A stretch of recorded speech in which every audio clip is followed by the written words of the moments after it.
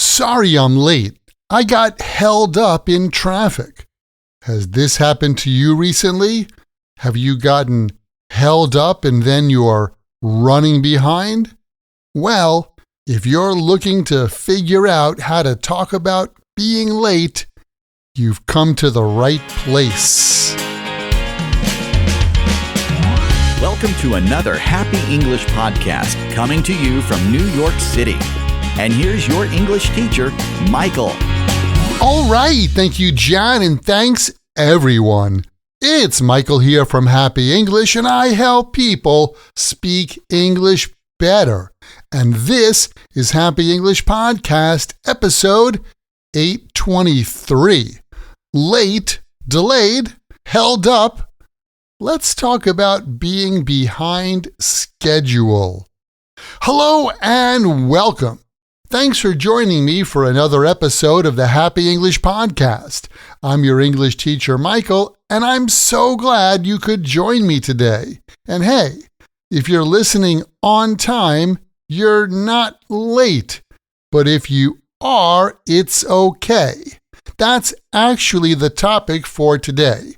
So let's talk about words like late, delayed, and some other useful English expressions that all have to do with not being on time.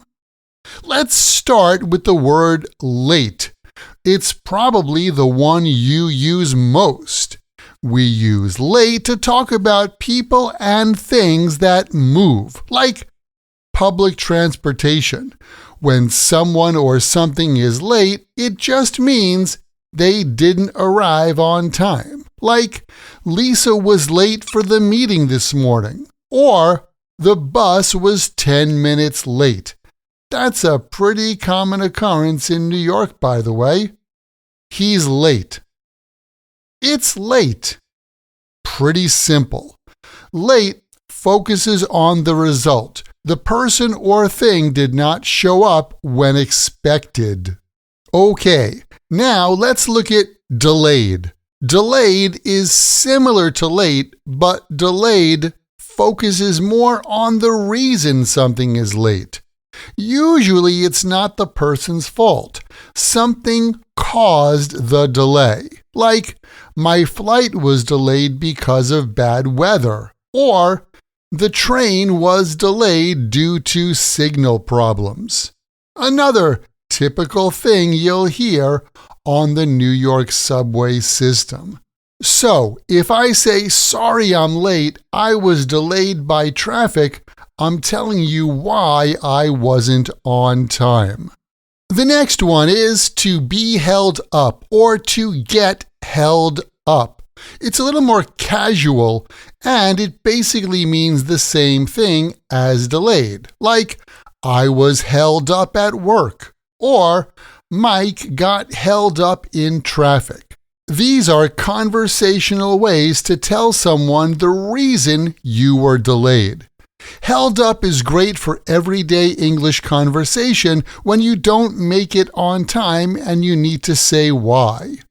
And speaking of being behind, that's another phrase, running behind. It's super useful. If your day isn't going as planned, you can say, I'm running behind today. I'll be there in 20 minutes. I'm running behind is also a casual way to say that you are delayed. Like, if you're a school teacher, you might tell the students, hey, we're running behind schedule, so let's skip the quiz. So, when you're late, you didn't show up when expected. Late doesn't tell us the reason. So to mention the reason, you can use delayed, held up, or tell someone that you're running behind. Now, what if something should have happened a while ago, but it still hasn't happened? In cases like this, you can use overdue. We usually use overdue when we talk about things, not people. Like, I just found out that my library book is overdue. Or when your teacher said, this report is 2 weeks overdue. It's not just late, it's very late. By the way, the word late has one more meaning. We also use late to describe something that happens near the end of the day, the end of the season, or the end of another time period. Like, on Tuesdays, I have a late class. It starts at 10 p.m. Or, I wasn't expecting there would be tomatoes in my garden that late in the summer. And you know what? I just met a new student in her late 60s. She told me it's never too late in life to try doing something new. I completely agree. And there you have it. A little vocabulary boost to help you sound more natural when you're, well, not on time. Thanks for hanging out with me. Keep in mind, the best way to remember English like this and any other word or phrase in English is to take that word or phrase, write it in a sentence that's true for you or true in your world, and then memorize your sentences.